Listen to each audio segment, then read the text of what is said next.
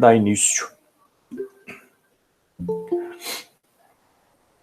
Bom, estamos gravando a aula então. Assim que finalizar, eu coloco ela disponível para vocês no YouTube com o link no ead.universo.edu.br.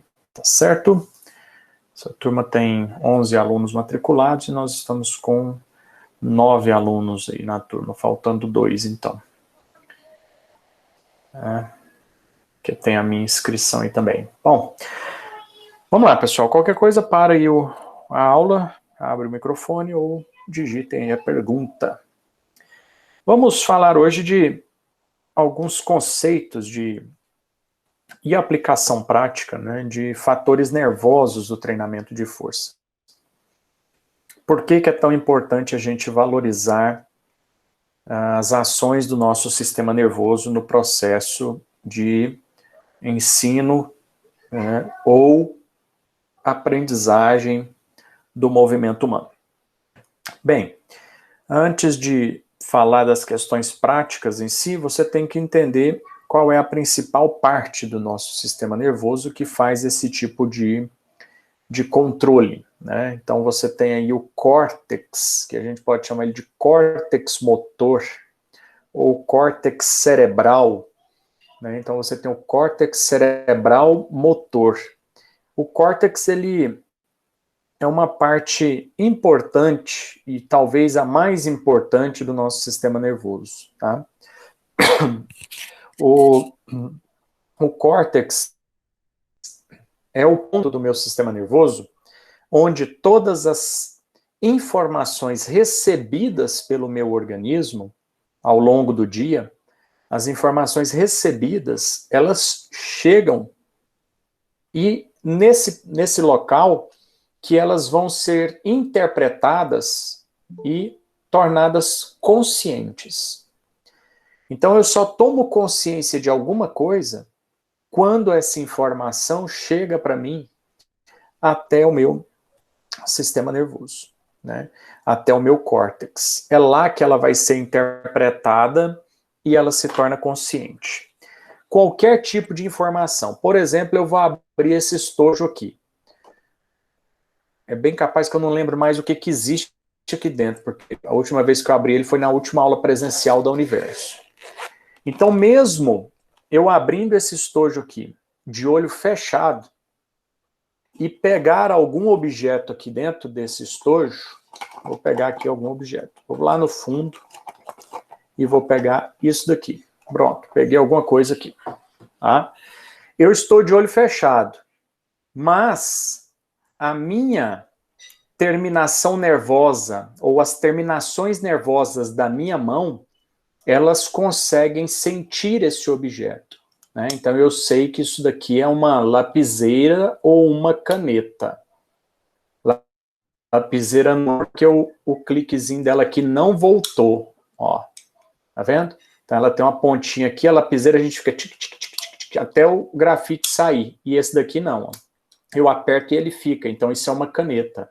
E quando eu passo a mão aqui na ponta, ó, eu percebo que isso aqui não é uma lapiseira, né? Eu percebo que isso daqui é uma caneta, né? E para voltar a ponta para dentro da caneta, eu tenho que apertar aqui. E deixa eu ver aqui, é uma caneta vermelha. Uma caneta vermelha, tá? Ela risca de vermelho, ó. Tá? Ó, errei. Ela risca de azul. Né? É lógico, né? A minha terminação nervosa, ela não capta cor. Ela capta pressão. Ela capta dor. Ela capta textura. Ela capta a forma que isso aqui tem. Né? Olha, eu nem sabia que eu tinha uma caneta da Universo. Eu nem lembrava disso. Né? Mas aí eu acertei que é uma caneta, né? Por conta de toda a minha experiência vivida, de saber que a lapiseira eu tenho que ficar tic, tic, tic, tic, tic, tic. E a caneta eu faço isso uma vez só. E ela fica fixa aqui. E para voltar eu tenho que apertar de novo ou, né, clicar em outro ponto dela aqui, que é o caso deste modelo de caneta. Então eu não sei se ela é vermelha ou azul, porque a minha terminação nervosa não capta isso aqui na palma da minha mão. Para eu saber a cor dela, eu tenho que ver. Então, a única terminação nervosa que eu tenho que capta a cor, ela está no meu olho. Ela capta o sinal daquela cor que está sendo refletida e leva para o meu córtex, e o córtex me fala qual é aquela cor. Né? Mas a minha percepção tátil, que é uma via de sensibilidade, capta as sensações dessa caneta e levam ela pelos meus neurônios sensitivos até chegar no meu córtex, e aqui ele se torna consciente. O posicionamento do meu corpo no espaço, uma lesão na minha pele, então eu tenho terminações na pele, terminações de pressão, eu tenho terminações de nervosas de dor, né, de calor, né, então eu tenho terminações nervosas que captam essas sensações e levam até o meu sistema nervoso central superior, né, até o meu córtex, tá certo?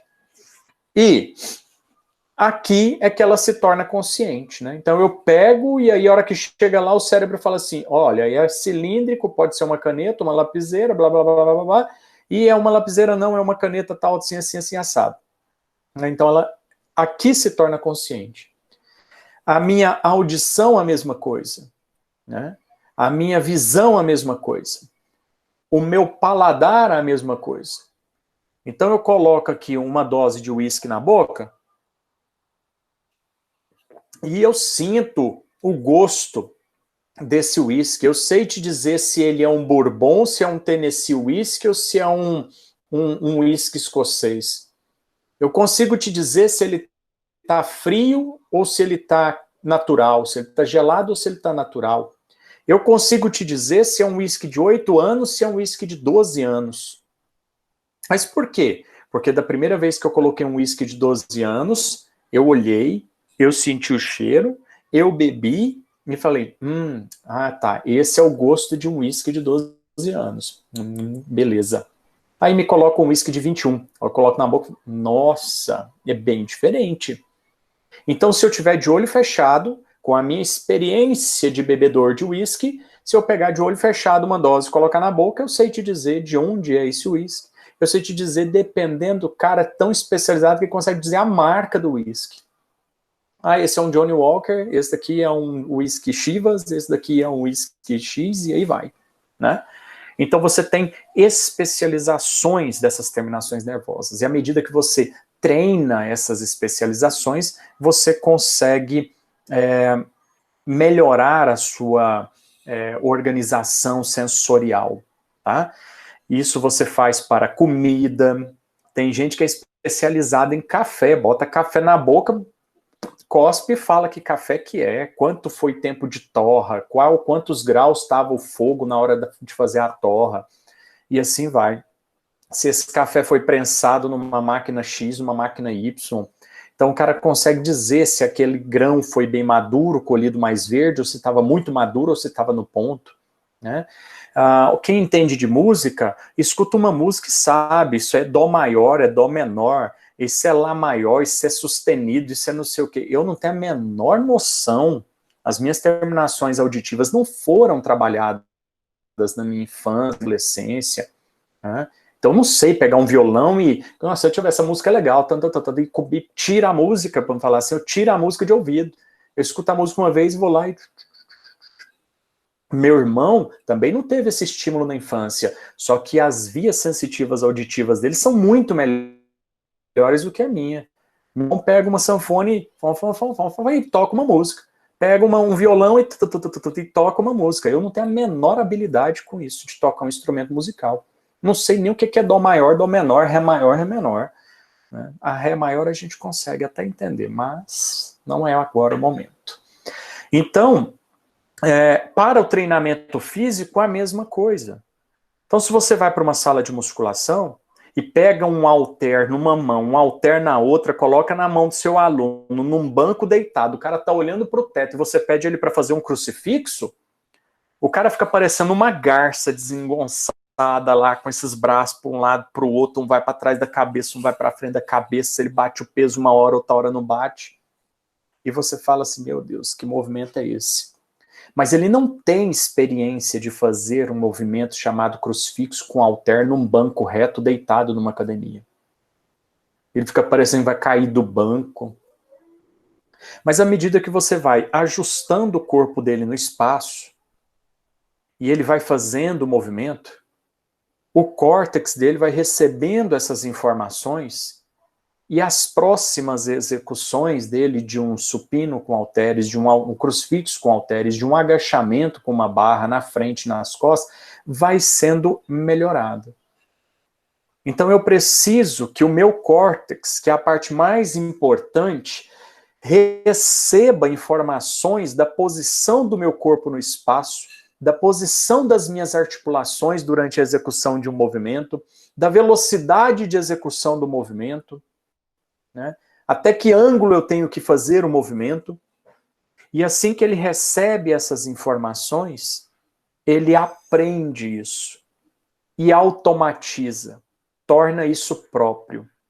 E aí da próxima vez que você fala assim, crucifixo com halteres, ele já sabe o ângulo, ele já sabe o peso, ele já sabe o movimento, e isso vai sendo evoluído.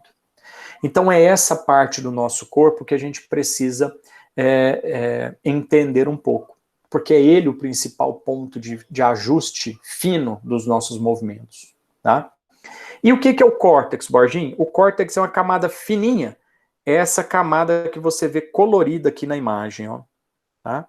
Então toda essa camada colorida aqui, ó, verde, rosa, vermelho, laranja, azul, roxo aqui, cinza, esse é o córtex. E essa parte aqui, ó, é o miolinho aqui, ó. Essa parte branca aqui, ó, é o centro medular. É a medula do meu cérebro, tá? Todo esse miolinho branco que você está vendo aí é o centro medular do nosso cérebro. Qual que é a diferença disso, né? A diferença disso é o seguinte.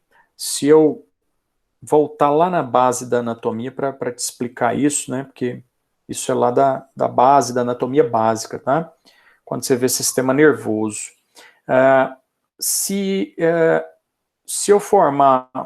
eu dividir o nosso sistema nervoso aqui, ó, né, e te perguntar qual é a principal glândula, a principal célula do nosso sistema nervoso, né, todo mundo aí vai responder que é quem? Neurônio, né? Neurônio. Neurônio é a principal célula do nosso sistema nervoso, tá? Então, o neurônio, ele é formado por um corpo neuronal e um axônio com seus dendritos, tá? O corpo, eu tenho núcleo com o DNA, né, o material genético, eu tenho mitocôndrias, né, eu tenho retículo, eu tenho lisossomos, eu tenho complexo de Golgi e tal. Então, se eu pensar no sistema nervoso, eu tenho dois sistemas nervosos, né, praticamente, divisão dele. Eu tenho o sistema nervoso central e o sistema nervoso periférico, tá? E esse neurônio, ele é formado por duas partes, então. Ele é formado pelo corpo do neurônio e ele é formado pelo axônio. Tá certo? Deixa eu só fechar essa porta aqui, pessoal. Então eu tenho duas partes da minha célula, né? Eu tenho o corpo do neurônio, que é essa parte aqui, né? Parece um papagaio, uma pipa, né? E a rabiola, que é o axônio, né? Você nunca mais vai esquecer do neurônio, né? A rabiola é o axônio.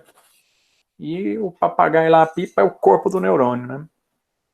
Para esse neurônio clássico multipolar que eu desenhei para você, é assim, né? Então eu tenho duas partes da célula e eu tenho uma divisão do meu sistema nervoso em duas partes. As duas divisões do meu sistema nervoso, central e periférico, eu tenho neurônios. Só que o acúmulo de células em cada um deles formam estruturas diferentes. Então, se eu pegar um acúmulo de corpos de neurônios no meu sistema nervoso central, eu formo uma substância chamada de substância cinzenta. Tá ok? Substância cinzenta. E o conjunto de axônios no meu sistema nervoso central forma o que é chamado de substância branca. Tá bom? O acúmulo de corpos de neurônios no sistema nervoso periférico forma um negócio chamado de gânglios nervosos. Gânglios. E o acúmulo de axônios no sistema nervoso periférico formam os nervos. Então, nervo é só axônio de neurônio. E aí, a hora que junta um monte de corpos de neurônio, formam os gânglios. Tá? Lá no sistema nervoso periférico. Agora, falando de cérebro, cerebelo, tronco encefálico e medula espinal, que é o sistema nervoso central superior e a medula inferior, sistema nervoso central, encéfalo e medula espinal, eu só tenho substância cinzenta e substância branca. Então, o que você vê nesse desenho aqui, nessa imagem, é um monte de corpos de neurônios fazendo o contorninho aí do seu cérebro, e o miolo do seu cérebro é só axônios de neurônios. Que não deixa de ser importante, pois a transmissão das informações são feitas pelos axônios. Tá? Mas a parte mais importante, né, é o córtex cerebral. Tá bom?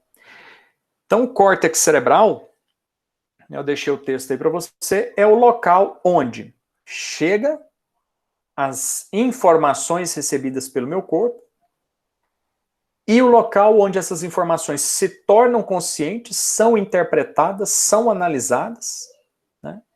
E ocorre a devolução de uma resposta.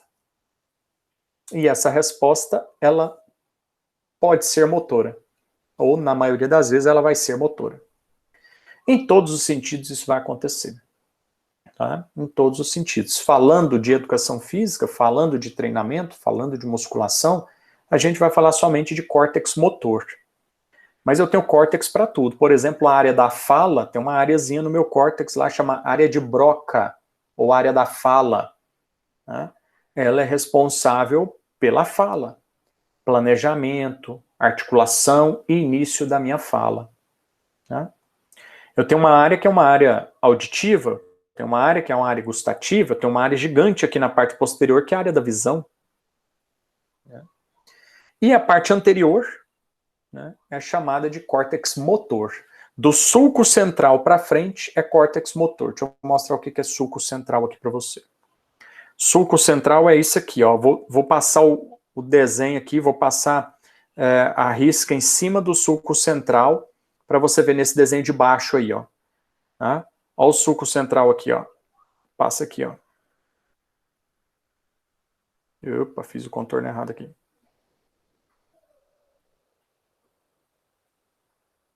Esse é o sulco central.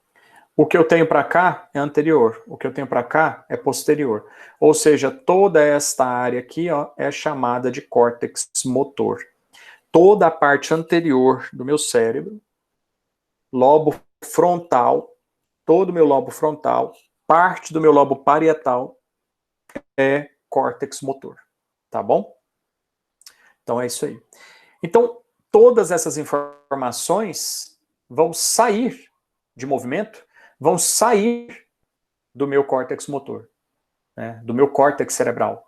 E vai planejar, né, o meu córtex vai planejar, iniciar, coordenar os movimentos e comandar os movimentos voluntários que eu tenho. Então, fazer isso aqui, pegar a água e levar à boca e beber, água não, uísque, é um movimento voluntário. O cérebro detectou, pelas informações recebidas pelo meu organismo, que está faltando água. Aí ele fala assim, bebe água. Aí eu falo assim, gente, eu vou parar a aula aqui e já volto, tá? Mas sabendo que isso iria acontecer, o que eu já fiz? Trouxe o meu copo de água. Tá ok? Então, você tem 3 áreas nesse córtex motor. Você tem 3 áreas que vão fazer todo esse trabalho. Tá? A motora suplementar, o córtex motor primário e a área pré-motora. São 3 áreas que eu tenho no meu cérebro para fazer isso. Tá aí no desenho para você onde está cada uma delas aí coloridinho, tá bom? O que a área motora suplementar ela faz? Né? Ela é o suplemento. ela faz justamente o que é de extrema importância, que é planejar o movimento. Programar sequências motoras, sequências de movimento. E coordenar os meus movimentos bilaterais.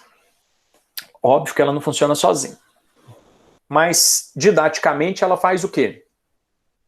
O cérebro fala assim, ó, beba água. Aí, a área motora suplementar, ela planeja o movimento e programa sequências de movimento. Ela programa que eu tenho que fazer um movimento de flexão de ombro, extensão de cotovelo, abdução, abro os dedos, abaixo a mão, coloco ela entre o copo, aperto o copo, faço a flexão dos meus dedos e puxo esse movimento no retorno disso tudo que eu fiz. Então eu faço movimentos programados. Tom, tom, tom, tom, tom, tom, tom, tom, tom, tom, tom. Só que nós não somos robôs, né? Então ela programa a sequência de movimentos, o tanto que o músculo tem que contrair ou relaxar para segurar o copo. Tá certo? Quem tem alguma lesão nessa área motora suplementar, às vezes não planeja o movimento. Ou planeja, mas o movimento sai descoordenado, porque ela trabalha em conjunto com a pré-motora. Tá? Então, às vezes, eu tenho uma lesão na pré-motora. Então, quem tem lesão na motora suplementar não consegue planejar o movimento. Eu sei que eu tenho que colocar o braço para frente, mas o meu cérebro não consegue planejar o movimento. Porque a área motora suplementar ela foi lesionada. Tá certo? Então, ela programa sequências de movimento. Né? Então, pensando no treinamento físico, né? Se você chegar hoje num box de CrossFit e o professor falar para você assim, você vai agora fazer um levantamento de peso olímpico. Eu quero que você pegue essa barra dessa forma aqui, ó, e faça o movimento na maior velocidade possível, joga essa barra acima da cabeça, e agacha, e depois sobe de novo. E finaliza seu movimento. E ainda faz o split, que é uma perna à frente, uma perna, um pé à frente e um pé atrás. Eu posso olhar ele fazer um movimento e falar assim, ah, isso é fácil. Mas eu nunca fiz. Então a minha área motora suplementar começa a planejar o movimento, a programar sequências de movimento. E isso pode funcionar muito bem, porque eu vou lá e planejo o movimento. Então eu pego a barra, tiro a barra, depois eu estico o joelho, depois eu jogo a barra para cima, depois eu estico o cotovelo e depois eu dou um pulinho. Aí eu vou fazer um movimento, pareça aquela garça desengonçada tentando levantar um peso, né? E um risco enorme de me machucar, pois o meu movimento ele não é coordenado.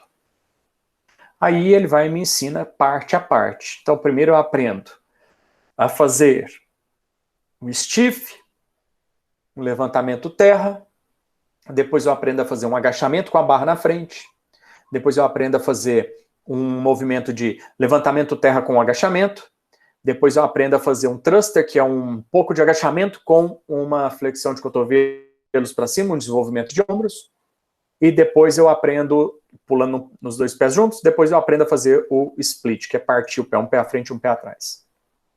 Aí ele começa a juntar dois movimentos e forma um movimento complexo. Junta mais dois e forma um movimento complexo. Junta 4 movimentos e forma um movimento inteiro para mim.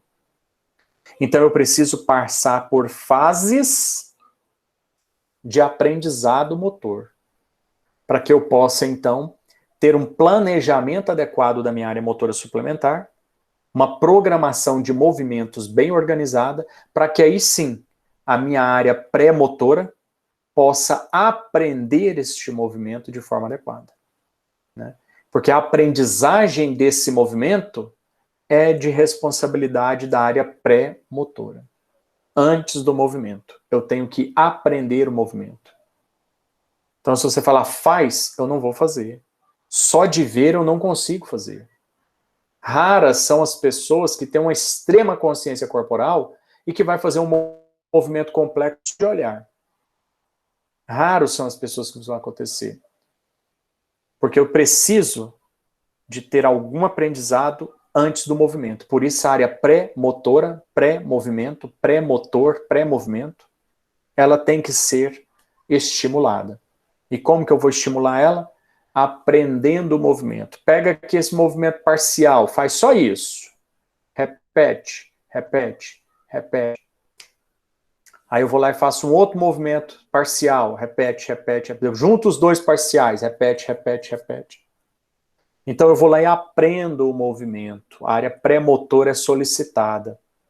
Ela é responsável por aprender o movimento. A área motora suplementar só planeja e programa a sequência. A área pré-motora tem que aprender o movimento para eu conseguir executar ele depois. Então eu preciso da pré-motora, planejou, tenho a pré-motora, o movimento acontece. Eu posso ter uma lesão na área pré-motora.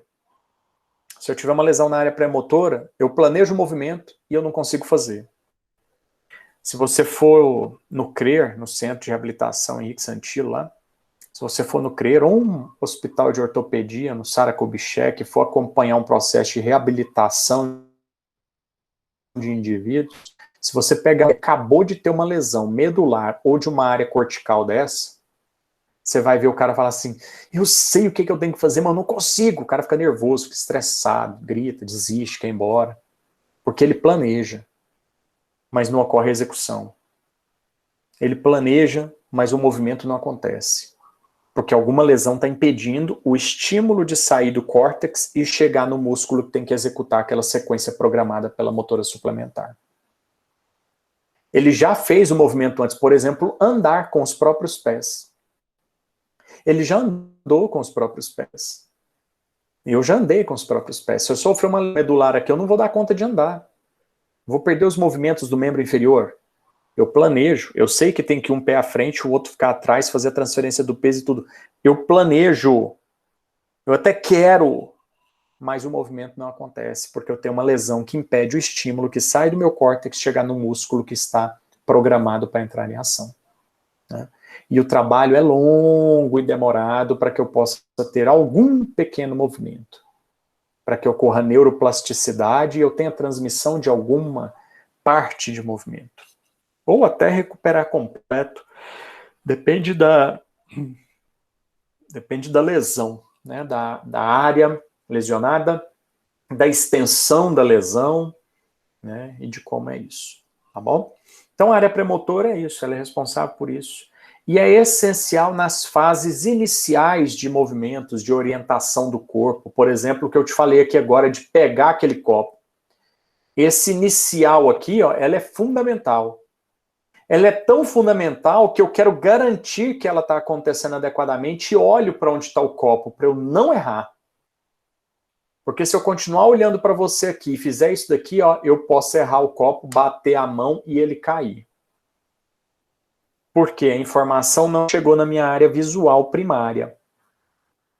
Porque apesar de estar aqui olhando para você e eu sei que o copo está aqui do meu lado, eu tenho só uma área visual primária.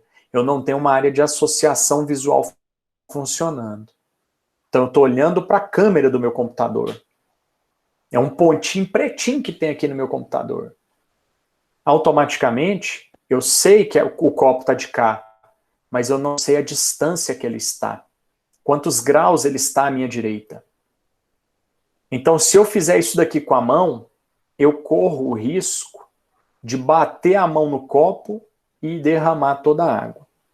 Então, nessa fase inicial do movimento de orientação do corpo em direção ao objeto, eu vou lá e confiro, realmente está ali o copo? Está ali. Então, olhou, acabou. Seu cérebro já calculou a distância que você tem que pegar. Eu olho uma coisa aqui e falo assim, ótimo, vou lá e pego. Não preciso mais olhar para ele, porque o meu cérebro consegue ir lá e pegar. Então tem um papel aqui, eu vou lá e pego aquele papel. Né? E eu evito até pequenos acidentes. Né? Com a visão garantindo que a área pré-motora possa executar o movimento que aprendeu a fazer. Né? Então isso é necessário. Tá? Quando a gente não tem, se você observar um cego, né, um deficiente visual, se eu fosse deficiente visual e estivesse aqui na sua frente, eu sei que tem um copo aqui à direita, porque alguém pegou o copo e fez assim, ó, Borginho, pega o copo aqui, ó, e pega a minha mão e coloca, ó, o copo está nesse ponto aqui, ó. Então o meu cérebro, né, perde a visão, mas ele ganha sensações corporais. Então eu sei mais ou menos que o copo está a 30 graus a partir deste ponto aqui. Então, se eu estiver falando com você aqui e eu quero a água, eu posso jogar meu braço aqui para cerca de 30 graus que eu vou acertar o copo. Aí o que o deficiente visual ele faz? Ele pega o copo, né? E aí ele pega e coloca o dedo assim dentro do copo, para saber onde está o líquido dentro do copo. Ele não vai pegar o copo e fazer assim, ó. Não, ele coloca o dedo aqui dentro para saber onde está o líquido, se é quente, se é frio. Aí ele sabe onde o líquido está, se está no início, se está no final, ele pega. Aí ele pega o copo, coloca a mão de novo aqui onde estava e coloca o copo no lugar. Aí esse movimento inicial dele passa a ser organizado. Mas se eu virar para ele e falar assim, tem um copo aqui à sua direita, a cerca de 30 graus, o cérebro dele não sabe calcular 30 graus para o braço mexer, ele vai derrubar o copo. Pode falar, Leandro. Só porque eu estava de olho fechado, né? Você está me zoando. Não. Você tinha citado esse negócio de neuroplastia na aula passada, né? Eu lembro que você disse que é responsabilidade de médico e fisioterapeuta. Quando ocorre lesão, né, medular ou cerebral. Essa neuroplastia é quando outra área assume a função que a outra perdeu, é isso? As áreas adjacentes, né? Então, as áreas do lado daquela lesão, elas assumem aquele papel. Ou, a neuroplastia também pode ser a estimulação de neurônios que estavam inativos naquela mesma área da lesão. Né?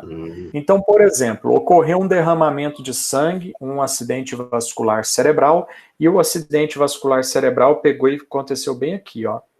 Bem nesse ponto aqui, ó. Tá? Tô pintando aqui, tentando pintar uma área significativa, porque com o dedo é complicado. Então, naquele ponto vermelho que eu pintei ali para você no desenho, ocorreu um derramamento ali, algumas gotinhas de sangue caíram naquele ponto ali. Aqueles neurônios superficiais do córtex que foram atingidos por aquela gota de sangue, eles morreram. Mas eu tenho ainda uma grande parte da área motora suplementar. E o meu trabalho de fisioterapia, de treinamento físico que eu vou fazendo diariamente, ele pode, e é o que a teoria diz pra gente, estimular novos neurônios próximos àquela área lesionada a entrarem em ação e substituírem a função daquela área que estava lesionada ali, daqueles neurônios que estavam naquele ponto. Só que aí, volta ao processo. Lá no início, porque aqueles neurônios estavam inativos. Eles nunca aprenderam nada na vida deles, nenhuma informação chegou. Então, a hora que chega uma informação para eles, eles falam, o que é isso? Aí você fala, morango. Aí fala, legal, uma barrinha marrom, doce, né, com 70% de cacau, chama morango, que legal, não sabia. Então, se eu vou fazer um movimento, como andar, colocar um pé à frente do outro, é um desafio enorme, dependendo da área lesionada. Porque os neurônios não sabem o que é andar.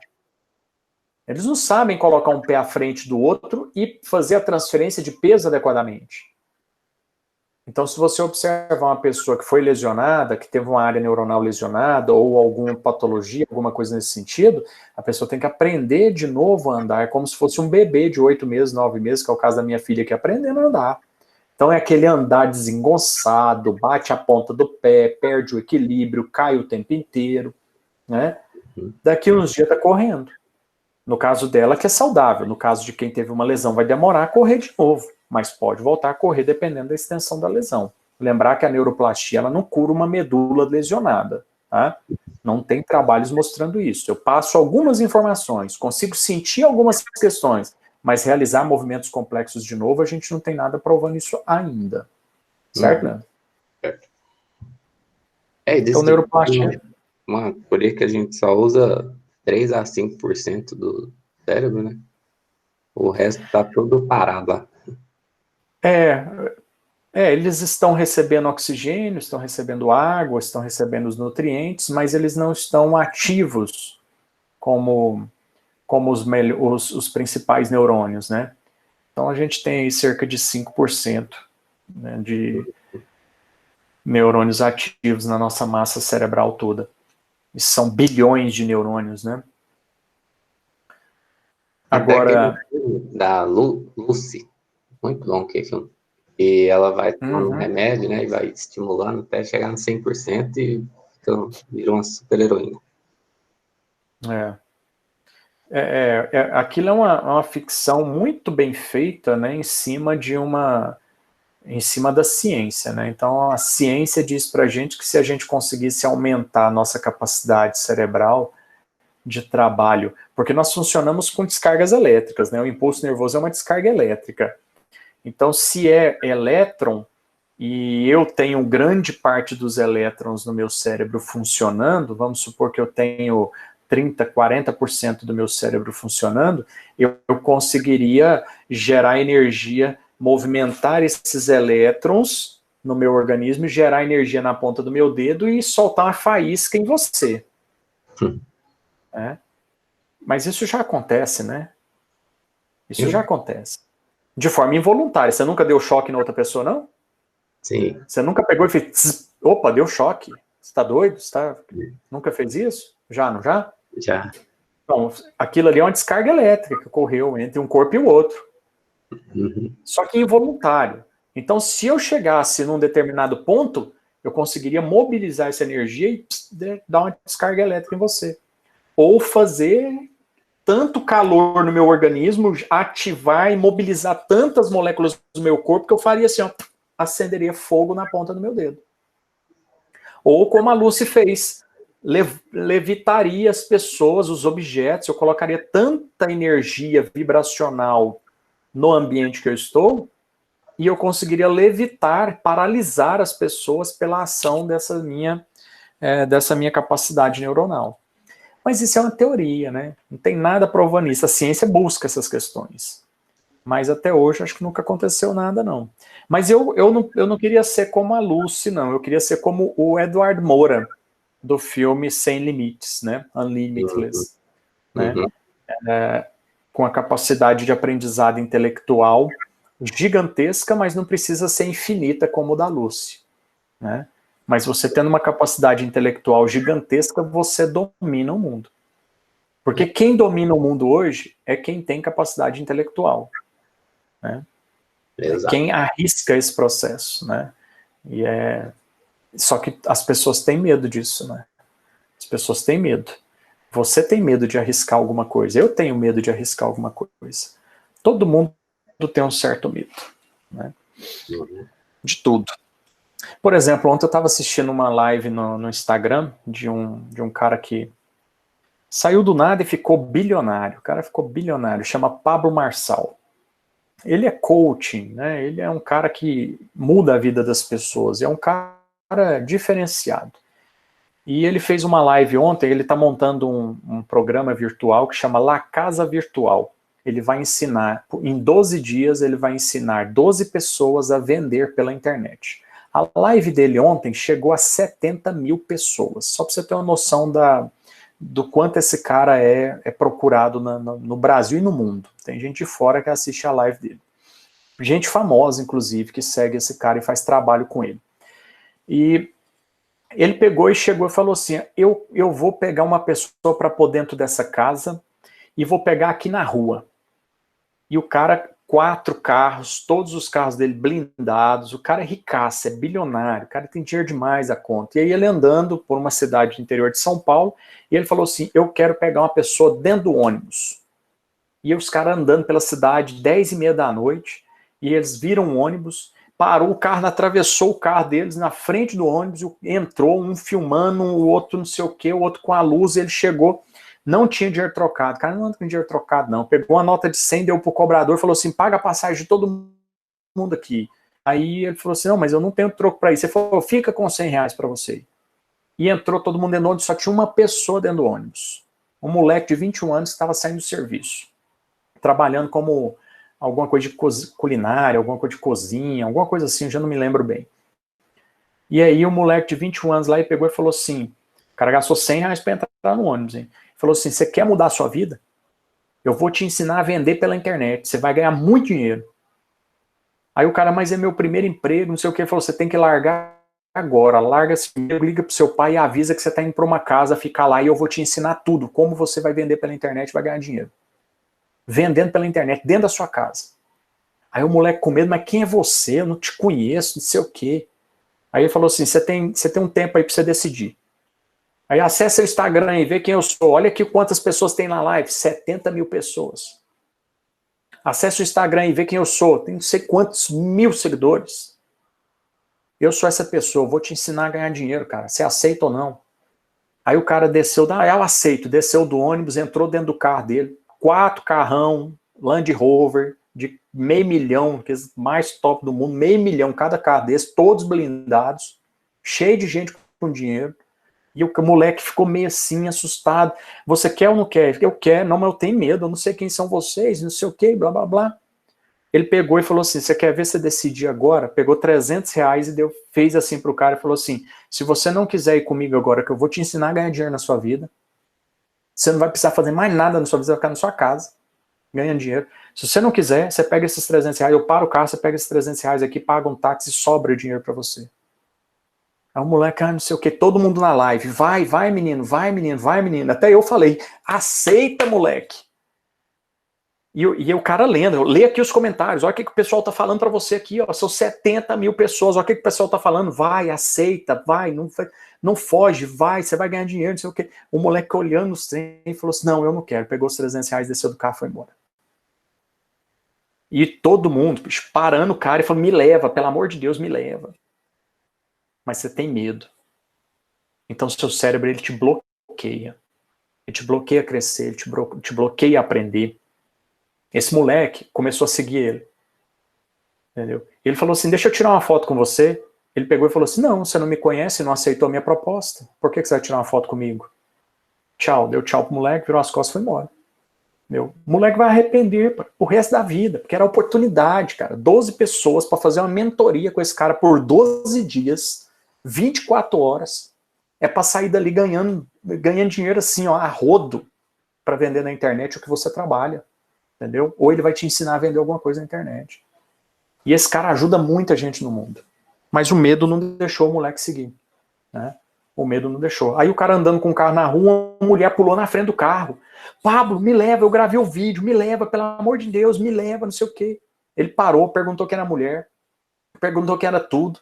Falou, deixa eu ver o vídeo, viu o vídeo, acessou o Instagram da mulher, o que você faz? Eu sou nutricionista, trabalho com emagrecimento, não estou conseguindo vender, eu não estou conseguindo produzir, eu estou travada, não sei o quê. E o marido dela do lado. Aí conversaram, a equipe conversou e falou assim, entra no carro agora, se você quiser ir. Ela pegou e deu um beijo no marido e falou, tchau, tô indo embora. É uma oportunidade em 1 milhão. Pablo Marçal, exatamente, é Pablo Marcal 1. Hoje à noite vai ter outra live dele, 10 horas da noite. O cara faz live todos os dias e o cara passa códigos para você assim incríveis, né? Vale a pena seguir o cara. Quem quiser mexer, mudar o padrão neural de funcionamento, tem que começar a ler o que esse cara fala, tem que começar a ler, a seguir essas questões. Porque isso é clássico. É isso que a gente está conversando agora. Como você vai desbloquear essa crença que você tem limitante de que você não consegue fazer X, não consegue fazer Y. Entendeu? Eu já mudei bastante, já mudei muita coisa. E ainda tenho muita coisa para mudar. Entendeu? Nunca fiz live e fazendo um curso dele online, no início da quarentena, eu fiz lives. Não estou fazendo agora por questão de administração de tempo mesmo. Mas eu quebrei o bloqueio de fazer live no Instagram, de gravar vídeo, de gravar essa aula aqui, deixar isso no YouTube para todo mundo ver, meu amigo. Eu falei, mas nunca que eu vou fazer um trem desse. E já quebrei esse aspecto, já evoluí. E o movimento, gente, é a mesma coisa. Se você não planejar, se você não quebrar aquele limite que você tem, você não vai evoluir. Só que o cérebro, ele vai lá e te bloqueia. Fala assim, ó, você vai machucar. O Alexandre colocou aí, é o maior sabotador nosso mesmo, Alexandre. Isso é fala clássica dentro do coaching internacional. O seu cérebro, ele te sabota. Por quê? Porque ele quer economizar. Porque ele quer coisa simples. Ele não quer que você saia dessa rotininha sua. Ele fala assim, não, acorda às 7 horas da manhã, tá bom demais. Esse Pablo dá umas lives interessantes, viu, Leandro? Se você quiser seguir mesmo, às 4h59 da manhã. Ele passa códigos, assim, cabulosos, que você fica impressionado. Você fala assim, não é possível. Será que se eu fizer isso vai dar certo? Chama Clube 459. Às 4h59 da madrugada, o cara abre o celular dele ao vivo, com aquela cara de sono, e dá uma live para você com informações extremamente valiosas. A consultoria dele vale uma fortuna. Esse cara já foi gerente de Brasil Telecom, de não sei o quê, entendeu? Com 20 anos de idade, ele já gerenciou mais de 1.000 pessoas na Brasil Telecom. Saiu do Ele faz nada. essa live todos os dias? Todos os dias, às 4h59 da manhã, ele te passa informações extremamente valiosas. Eu não consigo acordar todos os dias, porque 4h59, gente, é a hora que eu tô dormindo, que meu filho chama 2 horas da manhã, minha filha acorda até 2, 3 horas da manhã, 4h59 da manhã eu tô dormindo. Eu não consigo. Já tentei ir por celular para despertar, a hora que o celular desperta, eu falo, não, agora não. Amanhã eu assisto. Mas eu quero muito participar desse processo todo, porque ele muda mesmo. Eu conheço gente aqui de Goiânia, de Formosa, em Goiás, que fez curso com ele, pagou uma fortuna, assim, R$ 3.000 num curso de um final de semana, entendeu? Se não fosse mais, e mudou a vida. A pessoa está em casa trabalhando, vendendo, e fala assim, Borginho, faz, você tem que fazer, você vai desbloquear tanta coisa que você vai ganhar dinheiro na sua vida assim, sorrindo. Que é o que ele faz na vida dele, entendeu? Agora, tem que ralar, porque o cara não dá as coisas de graça, não. Tem que ralar. Né? Mas depois vocês sigam ele, tá? Não quero fazer, eu nem faço esse tipo de coisa, mas é importante isso para você entender que o cérebro te coloca medo para você fazer tudo. O cérebro te coloca medo para você fazer um movimento. Então, se você já viu alguém quebrar um braço fazendo um agachamento, quebrar uma perna fazendo um agachamento, quebrar um braço fazendo levantamento de peso olímpico, deslocar o ombro fazendo levantamento de peso olímpico, você faz, meu Deus, você vai me machucar, não quero fazer isso não. Seu cérebro fala assim, ó, fica quietinho, não machuca o ombro não, o ombro é meu amigo, ou protege seu joelho, fica quietinho. Só que fazer levantamento de peso olímpico não significa colocar aquela carga toda e trabalhar como um atleta, mas o seu cérebro não te fala isso. Precisa o Borginho vir aqui e te falar, faça levantamento de peso olímpico, faça levantamento terra, faça agachamento, são movimentos multiarticulares excelentes para melhoria de condições corporais e consciência corporal, mas não precisa fazer com 100% da sua carga máxima. Ah, não precisa. Aí seu cérebro, por que você foi falar isso, Borginho? Eu estava tão bem aqui, agora esse cara vai querer fazer levantamento de peso olímpico, eu não quero, porque o gasto energético é alto. E aí ele vai te sabotar, te colocar dúvida, te colocar pressão, entendeu? Então é isso que acontece. Então você precisa aprender. Aprender não só, o seu cérebro precisa aprender, não só a parte motora, que é o foco da aula, mas também a se desbloquear e a quebrar limites que você colocou em você ou que alguém colocou em você. Que você não pode crescer, que você não pode ganhar dinheiro, que você tem que ser empregado, que você tem que ser X. Ele entrou na live lá na hora, só para finalizar isso, ele entrou na live lá na hora, pegou assim, fulana, assim, eu vou chamar uma mulher aqui agora. Bateu o dedo da fulana e falou assim, conversa comigo agora. A menina começou a conversar com ele. Ah, Pablo, eu não acredito que você está falando comigo. O que você faz? Ela fala assim, engenharia civil, estou no 8º ano, não sei o quê, papapá. E você gosta do curso? Eu gosto. Larga o curso agora e vem aqui comigo? Ela, não, mas o curso é uma segurança que eu vou ter na vida, não sei o que, blá, blá, blá. E o marido da menina atrás, você não vai largar curso não sei o que, já gastou dinheiro com esse curso. Ela ia ganhar, em um mês, ela ia ganhar dinheiro para pagar 10 cursos de engenharia. Aí a menina ficou com medo, o Pablo falou assim, você tá com medo de vir? Ela, eu tô com medo, então você não serve para mim. Tá? Foi um prazer conversar com você, muito obrigado, tchau, foi chamar outra pessoa. Cara, é impressionante o que ele faz, e ele vai, e é na lata. Se você demorar demais, entendeu? Você perde oportunidades, tá? Vender o que você quiser, Leandro. Vender o que você quiser, Leandro. Esse cara te ensina a vender o que você quiser. Ele te dá os meios de você vender o que você quiser. Leandro, se eu quiser vender livro na internet, eu consigo vender livro na internet. Leandro, se você quiser vender roupa, você consegue vender roupa. Você consegue vender o que você quiser, Leandro. Você consegue vender curso dentro da área da educação física, Leandro. Você consegue vender. Só que você tem que saber como fazer isso na internet. Não é só você abrir uma página no Instagram, abrir um site e falar, vou vender. Não, tem algumas questões que esse cara ensina. Que o projeto dele agora é desbloqueio digital. Né? Então, as pessoas estão bloqueadas no digital. Eu mesmo estou bloqueado. Eu tenho uma consultoria que eu não estou conseguindo expandir ela. E eu tenho tempo para trabalhar a consultoria, só que eu não estou conseguindo expandir ela. E eu estou errado. Porque você nunca viu a minha propaganda de consultoria no meu Instagram, na minha internet. Você nunca viu. Porque eu estou fazendo as coisas erradas. Então eu tenho que ter alguém para me falar, Borginho, não é assim. Você quer vender isso? Então você tem que fazer isso, isso, isso, isso. Borginho, você quer vender os cursos? Eu tenho cursos para dar online aqui, ó. Essa informação que eu estou te trazendo aqui, você não vê isso em tudo quanto é curso, você não vê isso em tudo quanto é graduação. Eu estou te trazendo informações atualizadíssimas. E você não vê. Então, eu não sei vender isso na internet. Como é que eu vou abrir o curso? Eu não sei. Tem que vir alguém e falar assim, Borginho, assim, assim, assim, assim que você faz. E aí eu tenho que pagar esse cara para fazer, para ele me ensinar e tudo. E aí tem um monte de situações que envolve isso, é óbvio, né? Então, Leandro, você vende. Se eu quiser, Leandro, eu vendo até fio de cabelo meu pela internet. Só que eu tenho que ser esperto e saber vender. E é o que esse cara vai fazer. Ensinar essas 12 pessoas a vender pela internet. Entendeu? A ganhar dinheiro pela internet. Ele ganha dinheiro pela internet, cara. Ele ganha muito dinheiro pela internet. E você ganha dinheiro pela internet. Você tem que saber o caminho de fazer as coisas. Né? E algumas pessoas têm essa possibilidade de ensinar. Né? Então é nesse sentido. Para a gente aprender as coisas, por exemplo, desse conteúdo aqui. Se você chegasse e falasse, nossa, quarta-feira, 8 horas da noite, a Borginho vai falar que é trem de sistema nervoso, não é? Ah, não. Você já está bloqueando, você está colocando uma crença que esse conteúdo é ruim, que ele vai ser chato, que você não vai aprender nada. Você mesmo, é o seu cérebro te boicotando, te sabotando, como o Alexandre colocou aí. Seu cérebro te sabotando.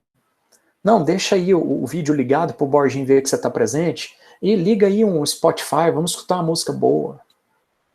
Não, põe aí no Netflix aquela série, deixa aí o vídeo aí, depois você assiste essa aula se for interessante lá, ele vai gravar mesmo. Então tem coisas que acontecem que são imediatas, né? São imediatas, e você tem que aproveitar, porque o trem passa e vai embora. Então ou você bloqueia, ou você deixa seu cérebro te dominar, ou você domina seu cérebro e começa a tomar conta das questões que você tem que fazer. É difícil? Demais. Até hoje eu não consegui desbloquear nem 30% do que eu preciso desbloquear e reaprender para eu poder fazer comigo mesmo. Tá? Não estou falando só de vender e ganhar dinheiro na internet, não, gente. Estou falando de vida. Tá? De estudar, de relação com esposa, de relação com filho, de relação com amigos, com pais. É de tudo, de relação com aluno. Tem muita coisa que a gente tem que aprender ainda. Muita coisa. Já não pode se considerar completo, não. Cristina está seguindo ele. Tem frases bem interessantes. Ah, Cristina, escuta uma live dele um dia, 4h59 da manhã, que você vai falar assim, eu tô no barco errado. Entendeu? Tô no barco errado, acompanho as pessoas erradas, porque tem gente aí que tá andando de iate, de transatlântico, e a gente naquelas canoinhas a remo, entendeu? É nisso. Estou falando de coisas de intelecto, coisas de atitude, coisas de vida, mas no movimento motor é a mesma coisa, tá? É a mesma coisa. Você tem uma área que vai controlar isso, ela vai mandar o movimento para você. E ela vai coordenar. E ela vai, com uma motora primária, tá? Ela vai primária, ou seja, ela vai ser a primeira a executar o movimento. Ela inicia o movimento. Motor primário, a primeira parte do movimento é iniciado por essa área motora primária, que é a maior delas. Aqui no desenho, ela está de roxinha aí, ó. Tá? Tá de roxinha nesse desenho aí que eu coloquei para você. Aqui, ó. Roxinha aqui, ó.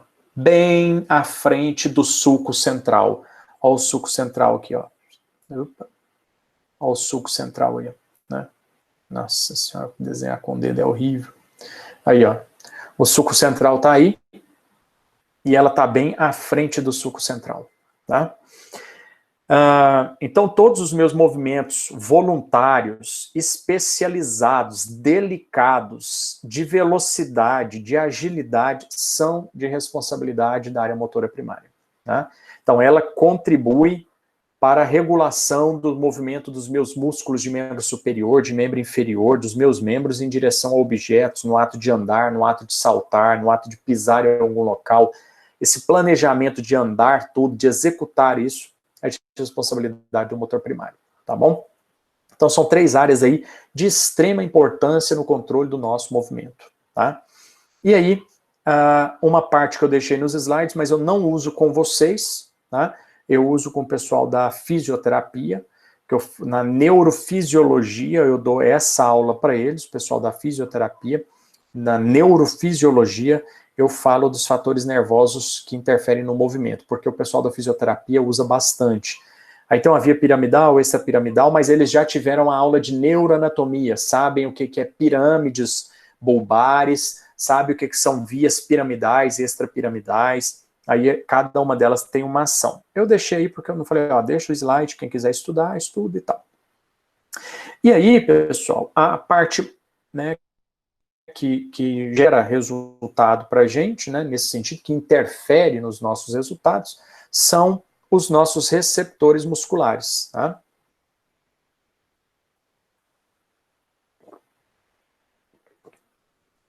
Então você tem receptores, né, que vão pegar as informações do meu músculo e levar para o meu córtex, tá?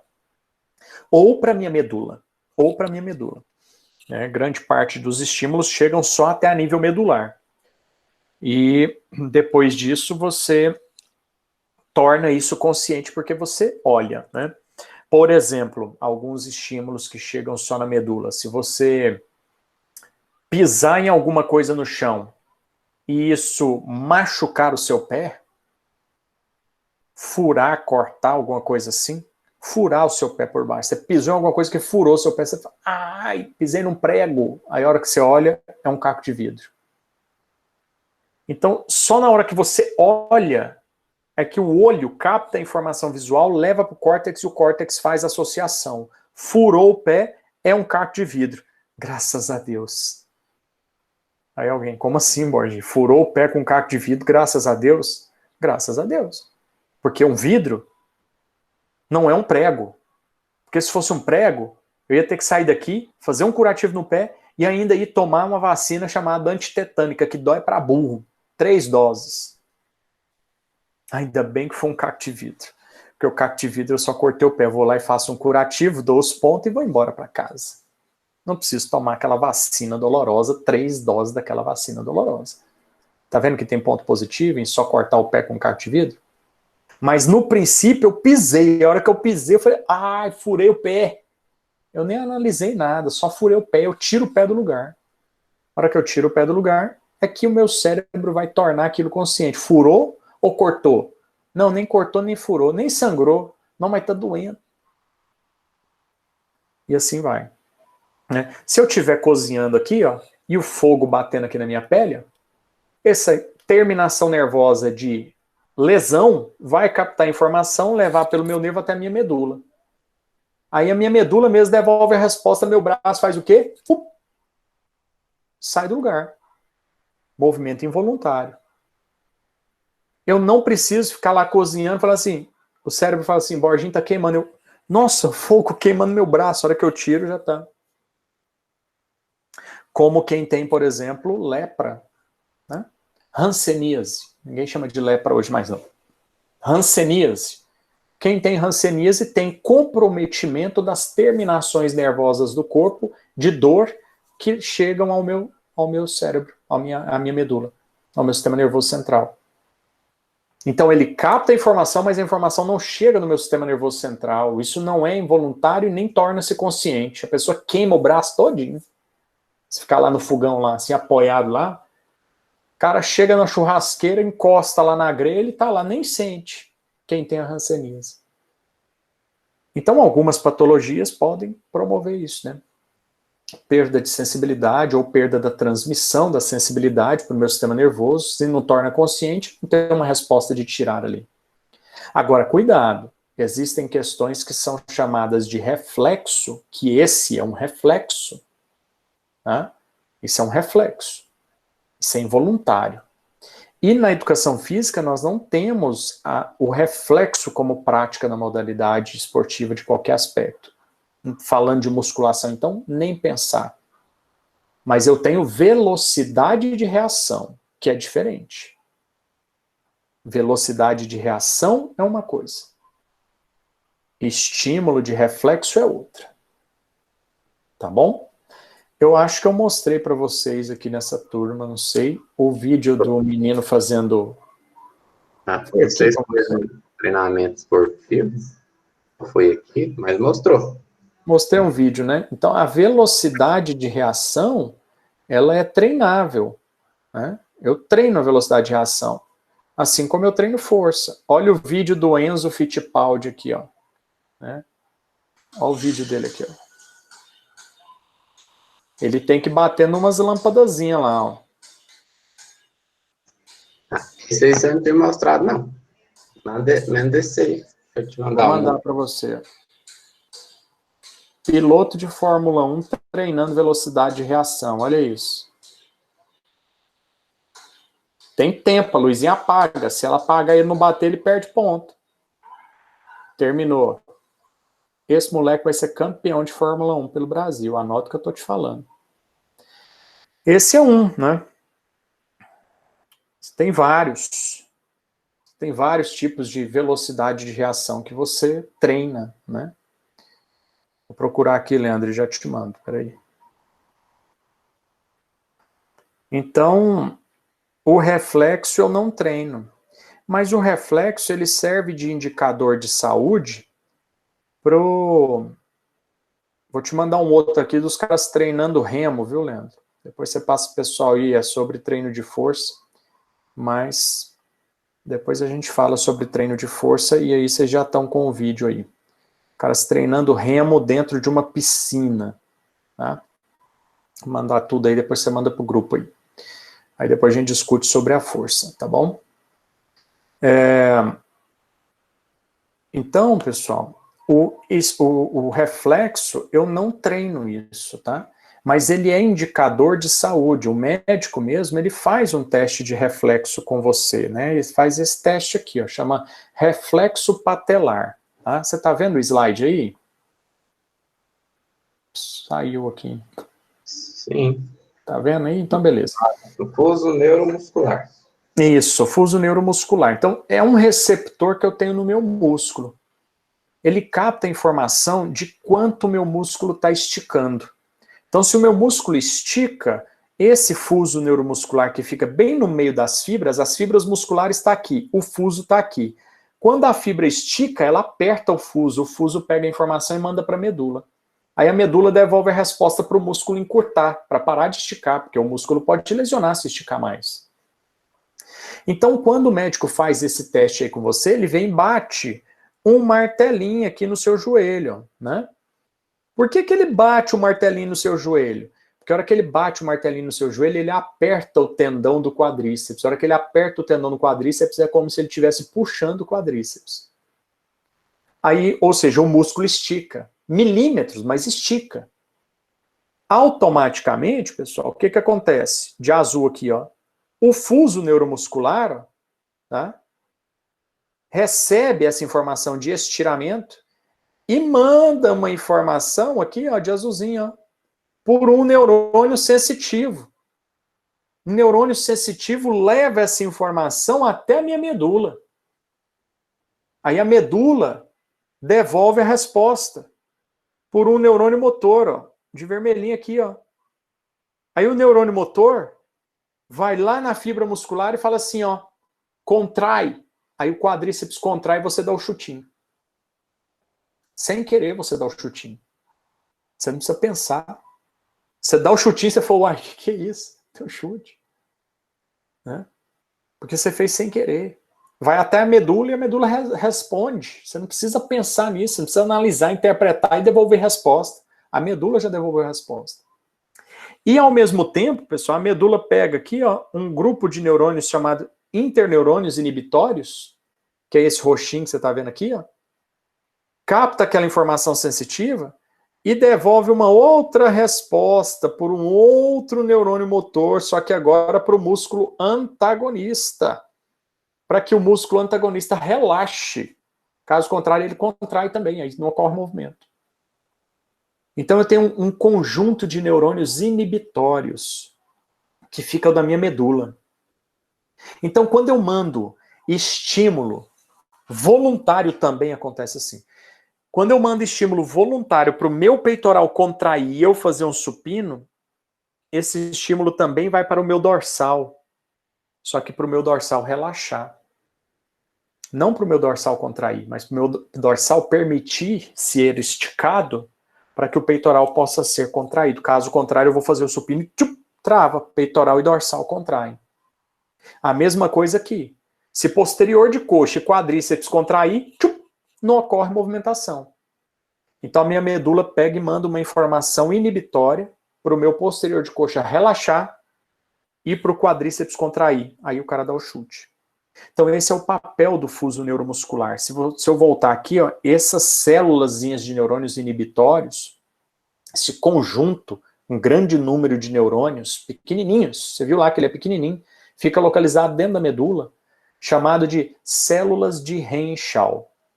Então, um grupo de neurônios que ficam na minha medula que transmitem sinais de inibição por neurônios motores para aquele músculo antagonista, né, ser inibido e não entrar em contração. Tá bom? Então, isso acontece também em todos os padrões de movimento nosso. Caso contrário, o movimento ele é travado, tá? Não acontece. Agora, esses receptores que vão fazer esse controle do meu movimento, o controle do meu músculo, né, eles vão receber excitação o tempo inteiro de informações do meu músculo. Se o meu músculo está encurtando, se ele está alongando, se está esticando. Né? Então, se o meu músculo estiver alongando, é o fuso neuromuscular. Se ele estiver recebendo carga, é o órgão tendinoso de Golgi. Então, são só dois receptores. Então, comprimento, carga recebida, velocidade de alongamento, velocidade que a carga é aplicada, tudo isso é recebido por esses dois receptores que nós temos no tecido muscular que faz esse trabalho. Tá? O primeiro, que eu já falei, que é o fuso neuromuscular. O fuso neuromuscular ele fica no centro, daqui, ó, nesse quadradinho ali, ó. Quadradinho ampliado tá aqui, ó. Tá? Então eu tenho uma fibra muscular de um lado, eu tenho uma fibra muscular do outro, e no meio dessa fibra muscular, ó, você tem aqui o fuso neuromuscular, bem dentro aí no meiozinho das fibras lá, pressionadinho. Então, ao longo de todos os músculos nossos, né, todo músculo tem, ao longo dele eu tenho ali vários fusos musculares, ou fuso neuromuscular. Distribuídos no ventre muscular, na carne propriamente dita, na massa muscular. Né? Agora aqui, ó, você tem o tendão. Tá? E no tendão você vai ter a presença do órgão tendinoso de Golgi, que é esse outro quadradinho aí que está ampliado aqui para você. Então ele fica aqui com as fibras do meu tendão e o órgão tendinoso fica lá dentro. Quando o tendão ele é tensionado, quando eu coloco alguma carga que o tendão faz aqui assim, ó, tensiona para segurar aquele peso, ele aperta o órgão tendinoso. Aí o órgão tendinoso capta a informação desse apertado, da tensão recebida, e envia a informação para a minha medula. Tá? É assim que funciona. Então, se eu estiver aqui fazendo um alongamento de posterior de coxa, o meu músculo posterior de coxa vai sendo esticado, ele aperta os fusos, envia informação para a medula manda informação para o posterior de coxa encurtar e para o quadríceps relaxar. Só que se você ficar segurando aqui, se eu ficar aqui, botando a mão aqui na ponta do meu pé aqui, vai chegar um tempo que o quadríceps fica tremendo assim, ó. Ele contrai, relaxa, contrai, relaxa, contrai, relaxa, contrai, relaxa, contrai, relaxa, ele fica tremendo. E eu lá, com a mão lá assim, e o quadríceps tremendo, contrai, relaxa, pequenos tremorzinhos, assim, ó, pequenas contrações, e o posterior de coxa sendo esticado. E a informação da minha medula mandando ele encurtar, porque pode arrebentar, porque eu estou esticando ele. Aí eu sustento lá por 30 segundos, 1 minuto, o que acontece? Essa informação para de ser enviada. ela para de ser enviada e aí eu suporto aquela posição por mais tempo. Aí meu quadríceps relaxa, meu posterior de coxa começa a relaxar, não querer encurtar, e eu consigo sustentar aquela posição, ó, por muito tempo. Mas nos segundos iniciais, ali no primeiro minuto, essas informações o tempo inteiro, os meus receptores posteriores ali enviando informação, a medula mandando o músculo contrair e o oposto dele, o antagonista, relaxar. Tá entendendo a ideia? É assim que funciona o fuso neuromuscular, né? Agora, o órgão tendinoso de Golgi não. O órgão tendinoso de Golgi ele capta a tensão que o meu músculo recebe. A tensão. Então, se eu pegar esse peso aqui, ó, se eu pegar esse peso aqui, tá, e colocar ele aqui na minha mão, o órgão tendinoso de Golgi vai captar essa informação. Então, se eu pegar e segurar ele aqui, ó, né, eu não sei se você consegue me visualizar, mas se eu segurar esse peso nessa posição aqui, tá, o que vai acontecer? O tendão, ele sofre tensão. Aqui está sem tensão. Na hora que eu ponho o peso, ele sofre tensão e ele estica, né? Ele entra praticamente como se ele entrasse em contração. Ele é tensionado e aí ele aperta o órgão tendinoso de Golgi que está lá dentro dele. A informação vem para a minha medula e devolve a resposta para o meu músculo entrar em contração e sustentar o peso.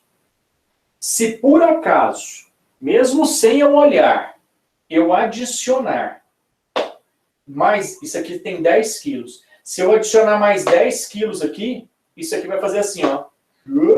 E eu volto para a posição. Então, se eu adicionar um peso extra, vai fazer isso aqui. Opa! E eu restabeleço a posição. Então, eu falo para o meu aluno assim, segura, mantenha essa posição. A hora que eu coloco o peso, ele faz isso e volta.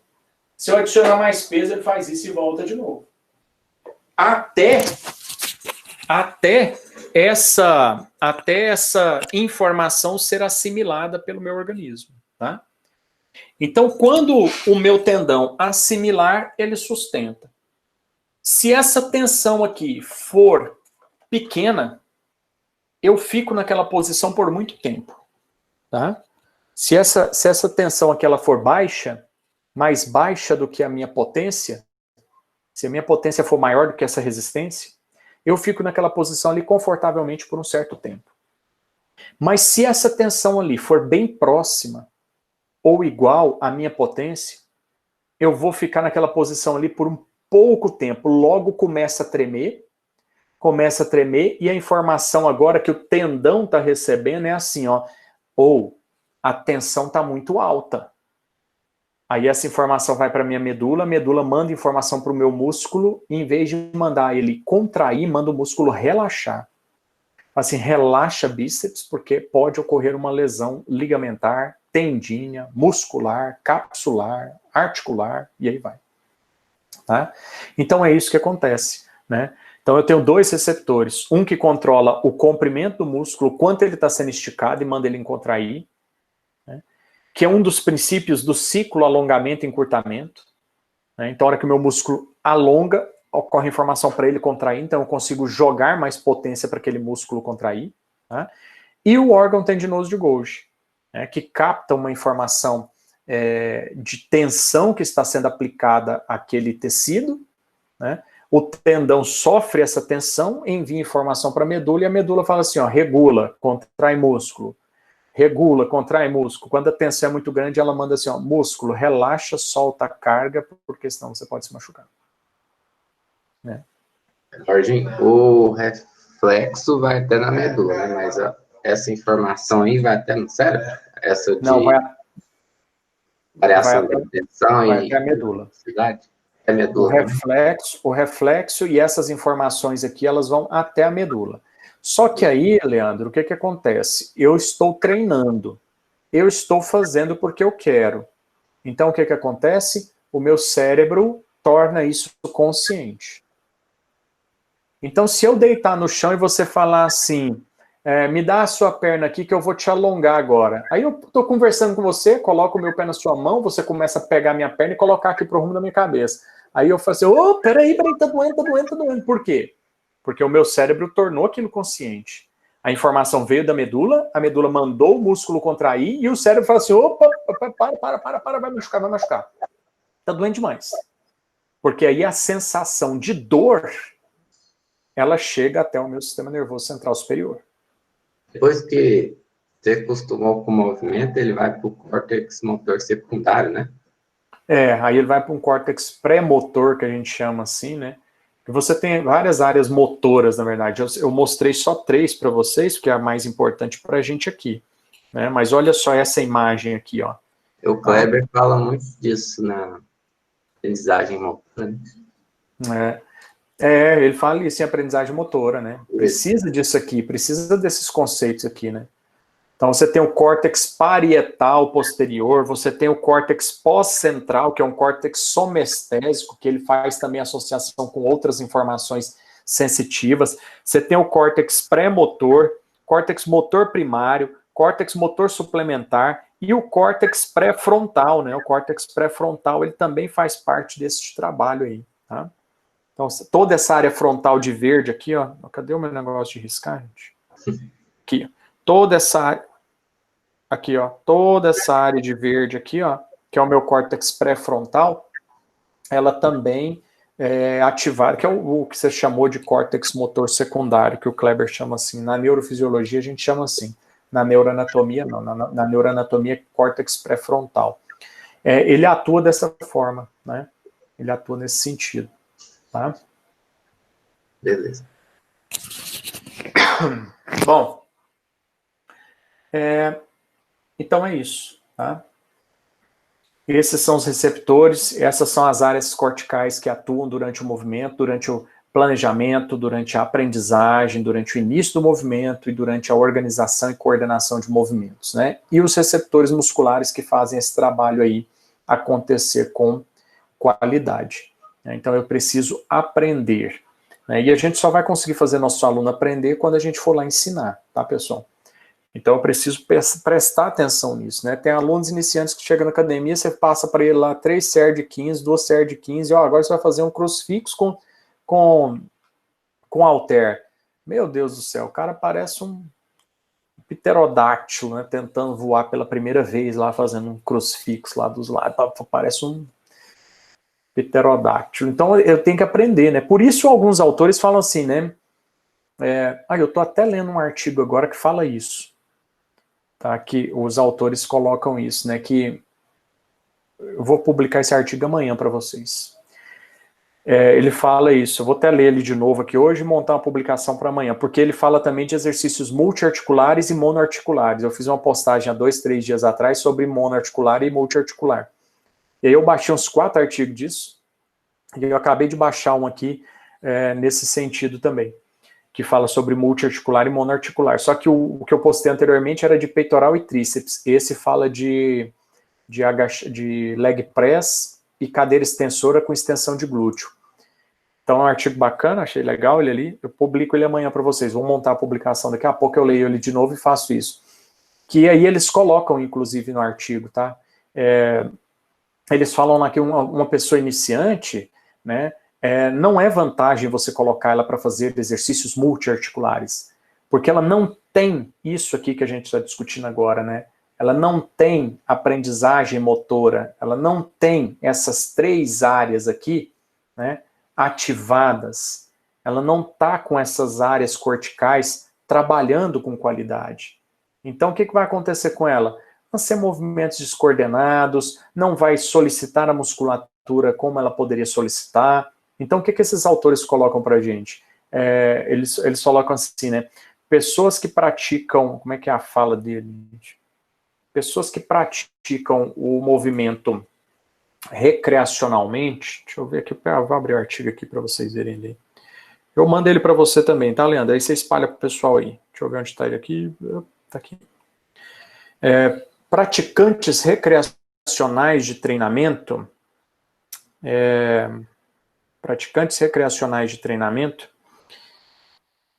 esse aqui, ó, tem benefícios iniciantes, só que eu estava até terminando de ler ele, só que eu não li muito não, vamos ver aqui. Bem aqui, ó.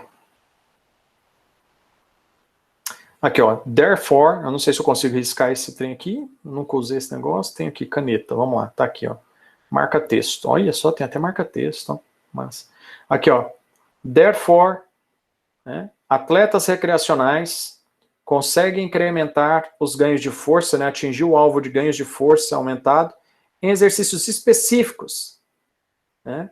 Exercícios podem ser feitos, né, dentro dos programas de treinamento de forma específica. Né? Monoarticulares, ou seja, exercícios específicos, monoarticulares. Né? Praticantes que praticam esportes podem incluir primariamente exercícios dinâmicos, né? Multiarticulares. Tá vendo aí? Né? Aí, ó, com foco em exercícios multiarticulares quando estão treinando para melhoria de performance atlética. Né? Muito bom esse artiguinho aqui, tá? Muito bom mesmo. Qual que é o seu e-mail, Romacelli? Digita ele aí para mim, por favor. Tá? Então, digita ele aí nos comentários, por favor, Leandro.